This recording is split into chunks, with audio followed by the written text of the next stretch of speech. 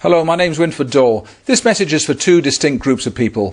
For those that have just come across the research I'm doing into skill development and want to know why is it there's been some critics of you hanging around for a while. And the second group is those who've known me from several years ago when I was doing all the work with thousands of children and adults with various types of learning difficulty. And in 2008, as far as they were concerned, I disappeared off the scene, and they want to know what have I been doing ever since. So there's two groups, and I'll tell you. Well, what happened in 2008 was that we'd got amazing research, amazing ways of transforming people without drugs, using exercise-based therapies that were taking away the symptoms. But something I'd not considered in my strategic thoughts, it became a huge threat to various organizations, various people's reputations, researchers and so on. And so they attacked. On any scientific basis? Absolutely not. Were they prepared to lie? Yes, several of them were, because they were threatened by the fact that we were getting great success in transforming lives. So what's happened since? Well, in 2008, the attacks were so great that new people who had not tried it became very wary about trying it. All those that had tried it, thrilled, excited, and many of them keep in touch to this day, and thank you for that.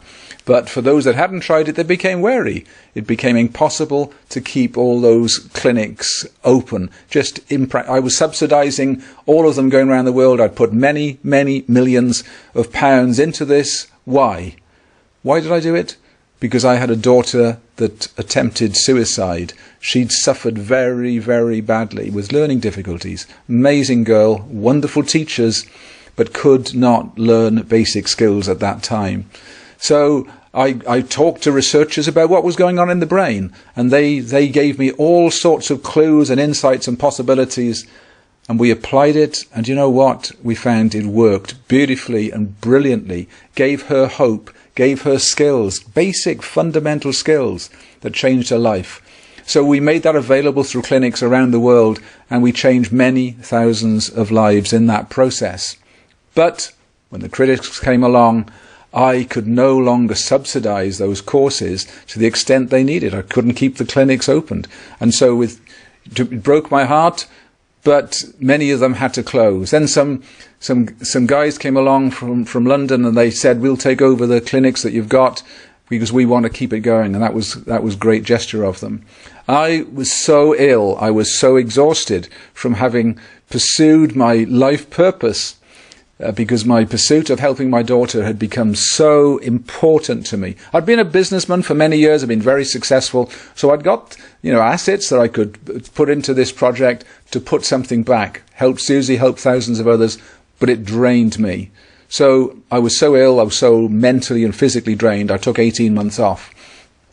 Then one day I woke up and realized I don't really believe that all of these people that have been labelled with such negative things really should be left like that, because they've got huge potential.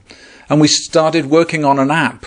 I didn't want clinics anymore. I wanted an app that was all about skill development, bringing out the potential of children with autism, or children that couldn't read or write or concentrate. They'd got skills hidden there. In fact, many of them were brighter than the average. So I realized that it was my job to come up with something that was all about skill development, that was very accessible, very affordable to all. So guess what? I put a few more million into that project this last few years, and enjoying it so much. We had our first world champion last year, and we've had countless stories of children along the way and adults whose lives have been transformed. So that's what I'm up to now.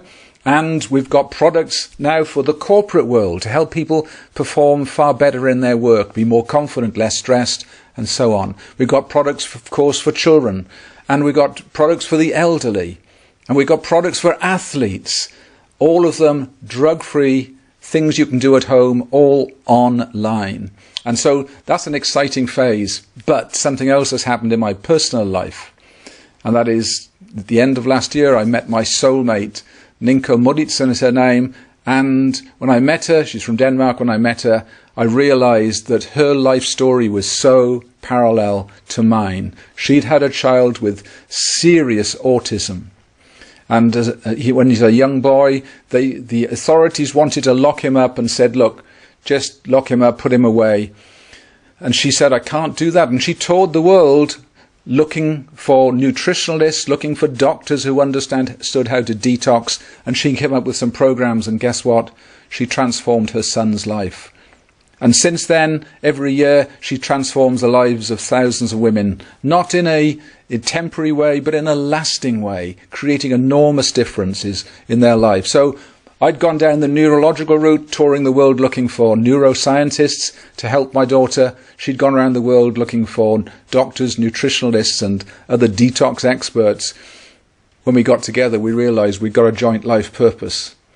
So one of the programs we've got now is putting the best of her research on all I've been working on together.